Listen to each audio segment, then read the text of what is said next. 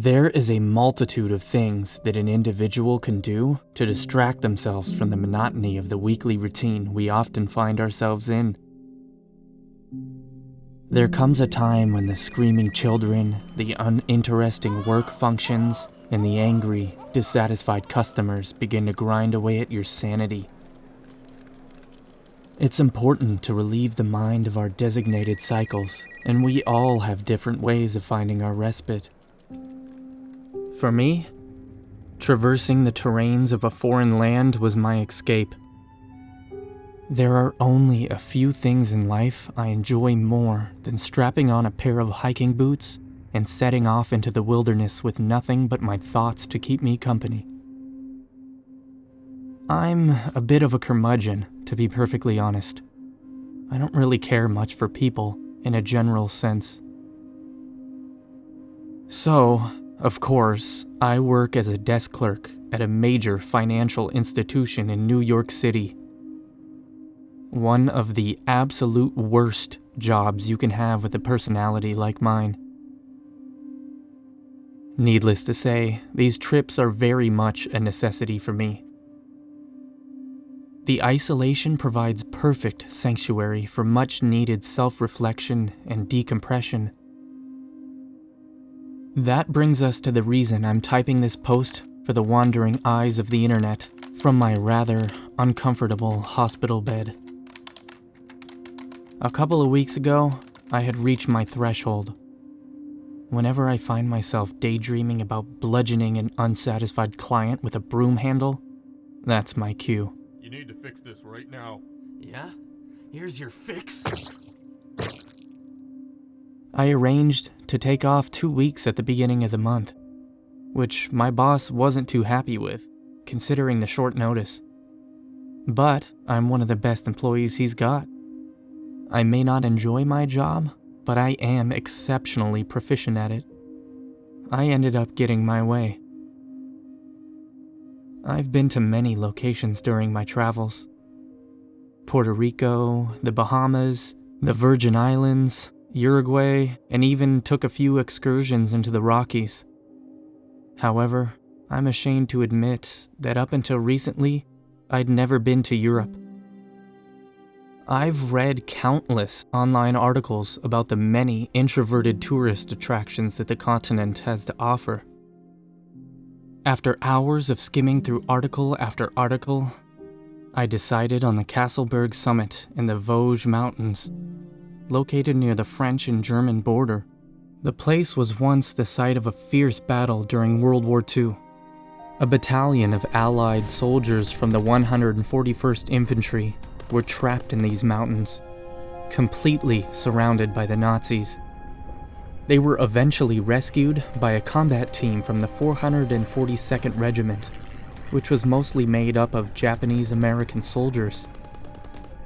It sounds like something straight out of a Hollywood movie, a perfect story that addresses the racial divide between the Japanese and Americans at this time in history. A story of true heroism, American soldiers charging into the depths of hell to rescue their brothers in arms.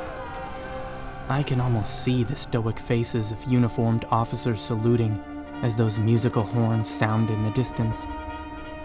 However, the road to glory is oftentimes stained in blood.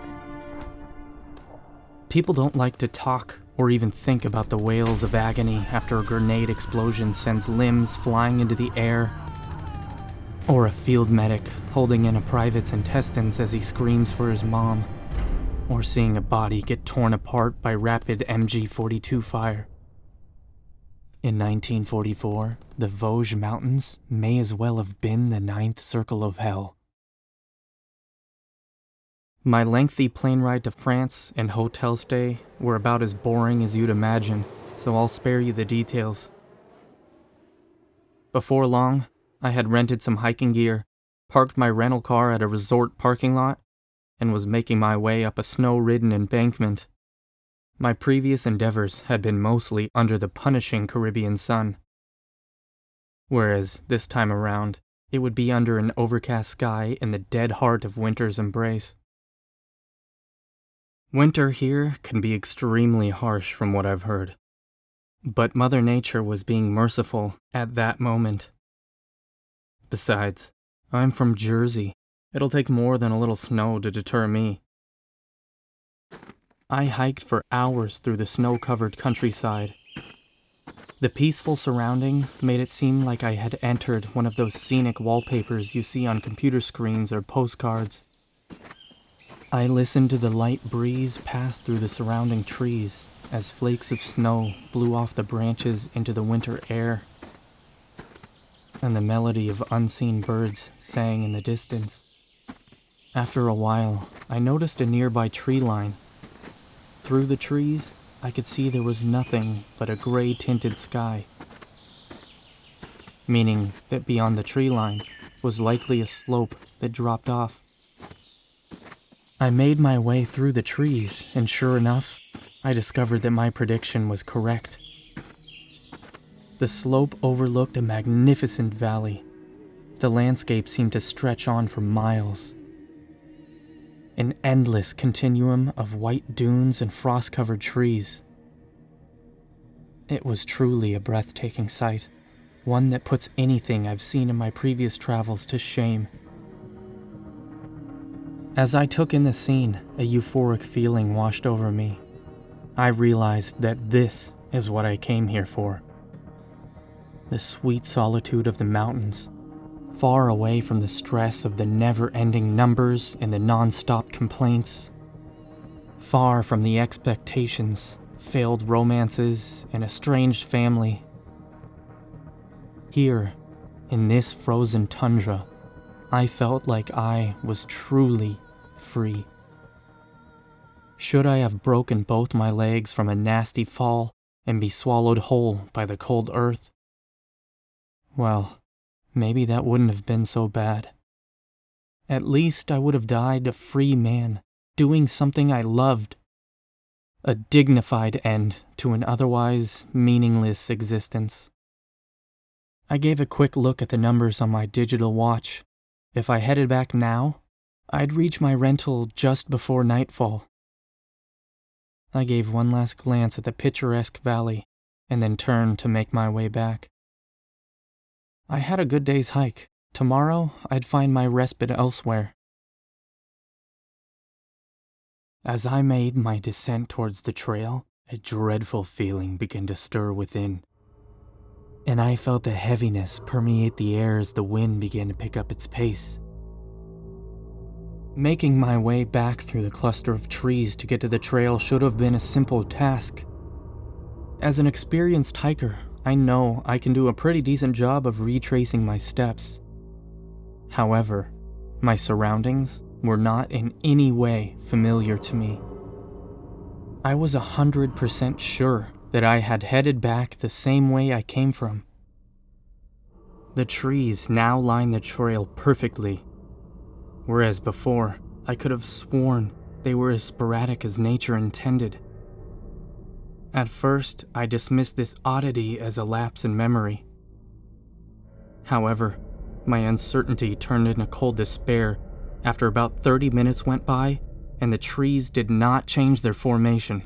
They were starting to look like prison bars walling me in.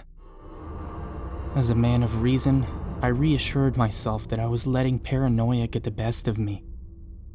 Yet, as I continued, the path seemed to become more narrow as the barrier of trees closed in. I began to question myself. My mind insisted I had taken a wrong turn at some point. I stopped and pulled out my trusty compass to ensure that I was at least heading in the right direction. The compass needle spun chaotically, occasionally stopping and spinning in the opposite direction. I had no clue what could have been causing my compass to go haywire. An underground power line, perhaps? Whatever the case, it only exacerbated the icy feeling of dread growing in the pit of my stomach, as did the darkening sky above. After much consideration, I decided to continue forward. I surmised that even if I had made a wrong turn at some point, this path had to lead somewhere. As that thought set in, I spotted a barely noticeable impression in the snow where something had fallen onto the path. My first thought was that a pine cone from one of the overhead trees had fallen to the earth. Then I considered how strange it was that I hadn't seen any debris at all up until now, scrutinizing how neatly and deliberately the trees lined the path. As I approached the fallen object, I soon realized that I was wrong. There, laying in the snow, was a rusted iron cross. I picked up the old relic to examine it. A tiny swastika was etched above the numbers 1939 within the boundaries of the cross. I realized that I was holding what I believed to be an old Nazi relic. Suddenly, I heard the unmistakable sound of marching jackboots stomping through the snow behind me. The sound was so vivid, it was like at any moment I would feel the barrel of a rifle pressing against the back of my head while being screamed at in German. However, when I turned around, and of course there wasn't a soul in sight, I pocketed the relic and continued down the foreboding trail. If nothing else, I thought, I wouldn't have to waste my money at some mundane gift shop for a souvenir. If it wasn't for the rapidly dropping temperature and the dwindling daylight, I might have been almost excited that I'd lost my way. During my travels, I will admit that I had been turned around before. But I'd always rose to the challenge and found a way back to my destination through sheer instinct. But this time, the stress of self-doubt began to rear its ugly head as the bitter breeze had now turned into a harsh wind. Part of me viewed my current predicament as a manifestation of my own inner turmoil. Another part of me was focused on survival and determined to persevere. Quickly dispelling my previous illusion of being consumed by the winter tide, suddenly a gust of wind bowled me over, slamming me face first deep into the white powder. I quickly tried to gather my wits and stand up. That's when I heard a haunting voice cutting through the howl of the wind.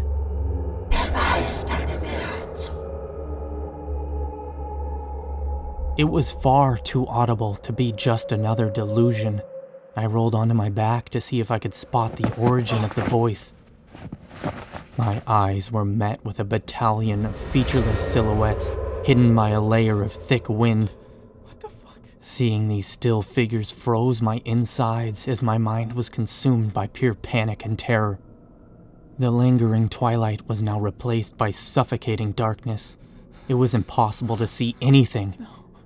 That was until the countless pairs of glowing yellow eyes emerged from the darkness, followed by a cacophony of furious, disembodied screeches. As I frantically scrambled away from the fast-approaching eyes, I heard a chilling voice whisper into my ear. Jetzt hältst du unser heiliges Relikt. Jetzt musst du dich der Herausforderung der Toten stellen und deinen Wert beweisen. Pressing my hands against the impending snow, I managed to lift myself back to a standing position, tearing forward into the never-ending blackness. The terrible shrieking and wailing from behind me grew louder. It was as if I had met my doom and was now standing before the gates of hell, hearing the tortured screams of the damned crying out in agony. This was madness. I desperately trudged forward, but the snow underfoot was making it difficult to move quickly. I could feel death breathing down my neck. One of my boots caught on something metallic and solid. Gravity showed no mercy, throwing my body forward once again into the thick snowdrift. I was terrified of what I might have seen if I had taken another look behind me. The violent winds capitalized on my vulnerable state, pinning me into the thick, cold snow. I tried desperately to rise to my feet, but my efforts were futile. I suddenly felt a heavy pressure, and my face was driven into the snow. It was like someone's boot was forcing my head down. Unable to stand, I felt around with gloved hands until I grabbed what felt like a tree root and pulled on it. My body was then forcefully dragged forward through the snow. I was able to move my head freely again, but my vision was completely obscured by the thick lashing wind. The guttural howling and moaning cut through the relentless wind. I knew that I had to keep moving, or else I would meet a worse fate than freezing to death. I began crawling on all fours like a soldier at his first day of boot camp, plowing through the snow, driven only by my will to survive. It was then that I heard a thudding sound ringing out among the haunting torrent of screams and the fierce wind. At first, I thought it was an avalanche, and at any moment, I'd be swallowed alive by a cascading landslide. But as I listened, I realized with a terrifying clarity that the sound I heard was marching. I didn't dare look back. I hastened my crawl to the point that my muscles felt as if they were on fire.